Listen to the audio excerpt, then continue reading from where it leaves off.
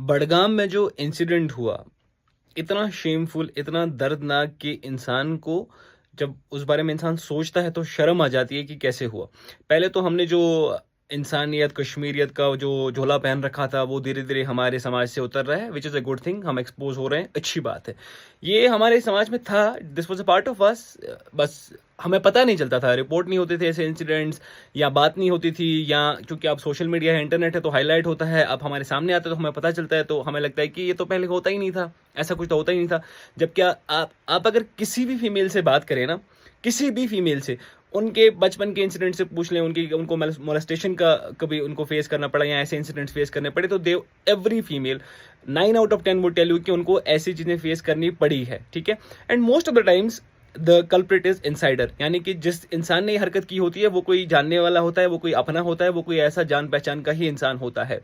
इस इंसिडेंट को लेके मैं 2 चीज़ें हाइलाइट करना चाहता हूँ। एक तो ये कि जब ये इंसिडेंट हुआ, फिर उसके बाद हमारे कुछ जर्नलिस्ट उस इंसान के पेरेंट्स के वीडियोस लिए और सोशल मीडिया पे डाल दिए।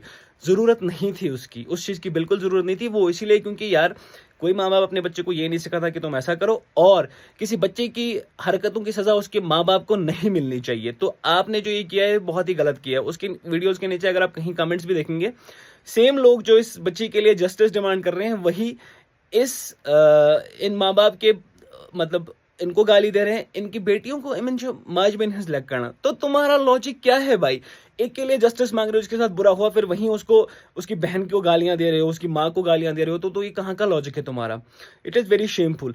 सेकंड, जो मैं इसमें बात करना चाहता हूँ वो ये कि प्लीज नोट दैट आप अगर एक पेरेंट्स हैं, आपकी बच्ची है कोई, ठीक है, छोटी बच्ची है, मत जाने दो उसको किसी के साथ। वो नोन हो, अननोन हो, जब तक आपको 100% अश्योरिटी नहीं है उस शख्स पे, मत जाने दो। वो उसका कज़न हो गया, वो उसके अपने हो गए, कितने भी क्लोज़ रिलेटिव्स हो गए, मत जाने दो। ऑलवेज़ सुपरवाइज़, ऑलवेज़ उसको अपनी निगरानी में रखो। बाहर जाती है, आप किसके साथ भेज रहे हो या कुछ भी, उस पे नज़र रखो। नॉट बिकॉज़ कि आपको नज़र रखनी है बिकॉज़ वो कुछ कर लेगी, बिकॉज़ दुनिया ऐसी है कि यू नेवर नो कौन कैसा है। यहाँ शराफ़त का जोल बहुत लोग पहनते हैं, बट एक्चुअल में दरिंदे आपके हमेशा इर्द गिर्द ही होते हैं, यू जस्ट डोंट नो। बाकी हमेशा इस बात का ख्याल रखें कि आपके इर्द गिर्द जितने फीमेल्स हैं, वो छोटी बच्चियां होंगी, वो बड़ी भी होगी, उनका ख्याल रखें, मेक देम फील सेफ।